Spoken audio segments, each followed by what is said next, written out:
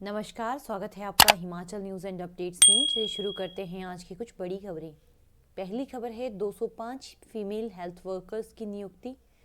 हिमाचल प्रदेश के स्वास्थ्य संस्थानों में 250 फीमेल हेल्थ वर्कर्स की जल्द नियुक्ति मिलने वाली है। 205 फीमेल हेल्थ वर्कर्स का मामला कोर्ट में होने के कारण इनकी नियुक्ति नहीं हो पा रही थी।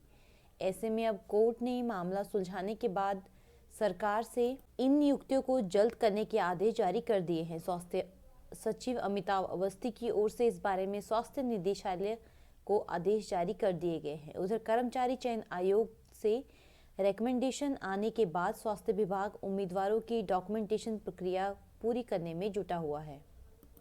अगली खबर है सरकाघाट में ईंटों से भरा हुआ एक ट्रक पलटा, चालक सहित एक महिला की मौत।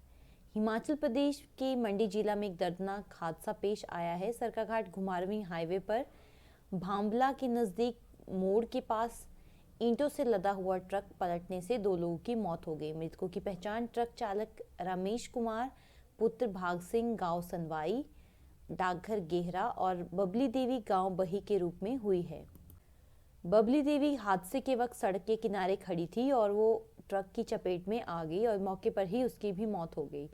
इस दौरान काफी देर तक जाम लगा रहा और एसपी मंडी शालिनी अग्निहोत्री ने घटना की पुष्टि की है। अगली खबर है नादौन के करतार सिंह सौंखले को पद्मश्री सम्मान।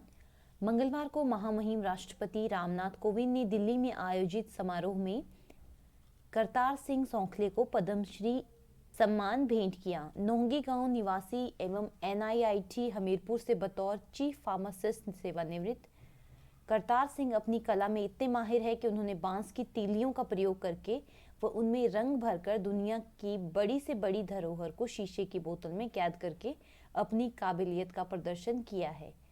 रंगों व फेविकोल का प्रयोग करके अपने सूक्ष्म औजारों के माध्यम से वह शीशे की बोतल के अंदर ही कलाकृतियों का निर्माण करते हैं, जिसके लिए उन्हें कई दिनों तक मेहनत करनी पड़ती है। इस कार्य के लिए उन्हें दिन में घंटों एकाग्रता की आवश्यकता रहती है। करतार सिंह बताते हैं कि बचपन से ही उन्हें कुछ नया करने का शौक था और वहीं उन्हें बांस की कलाकृतियां व वस्तुएं बेहद अच्छी लगती थी।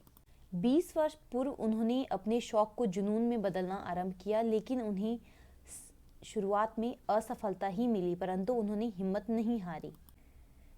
वे बताते हैं कि सबसे पहले उन्हें उनकी कला के लिए एक प्रदर्शनी के दौरान सुजानपुर में हमीर गौरव का सम्मान मिला था, जिससे उत्साहित होकर वह आगे बढ़े और 2020 में ही इंडिया बुक ऑफ रिकॉर्ड तथा इसी वर्ष प्रतिष्ठित एशिया बुक ऑफ रिकॉर्ड्स का सम्मान उन्हें मिला।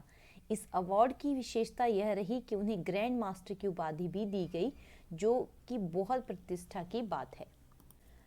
अगली खबर है प्रदेश में पहली बार लागू होगी प्रधानमंत्री स्वामित्व योजना।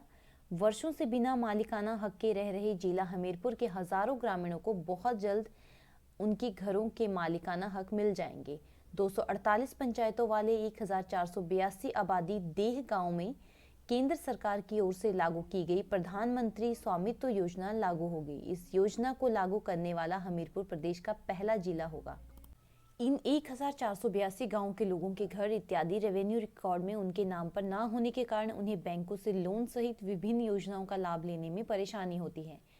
मालिकाना हक मिलने के बाद उन्हें विभाग द्वारा प्रॉपर्टी कार्ड इशू किए जाएंगे और राजस्व विभाग ने इसके लिए सभी आवश्यक तैयारियां शुरू कर दी है।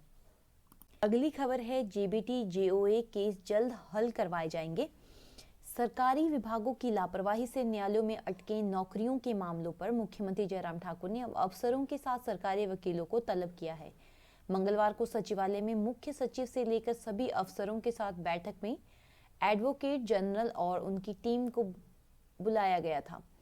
बैठक में मुख्यमंत्री जयराम ठाकुर ने प्रदेश के सभी विभागों में बेहतर समन्वय बनाए रखने की जरूरत बताई, ताकि विभिन्न न्यायालयों में चल रहे मामलों को शीघ्र सुलझाया जा सके तथा प्रदेश में विकासात्मक गतिविधियां निर्बाध रूप से चल सके। मुख्यमंत्री ने कहा कि राज्य सरकार ने एक लिटिगेशन मॉनिटरिंग सॉफ्टवेयर विकसित किया है और इस सॉफ्टवेयर में सभी अदालती मामले दर्ज किए जा रहे हैं। उन्होंने कहा कि महत्वाकांक्षी परियोजनाओं से संबंधित और प्रमुखता वाले मामलों को विशेष प्राथमिकता दी जानी चाहिए। मुख्यमंत्री ने कहा कि JOA IT JBT इत्यादि से संबंधित अदालती मामलों में तेजी लाई जानी चाहिए, क्योंकि इससे हजारों युवा लाभान्वित होंगे।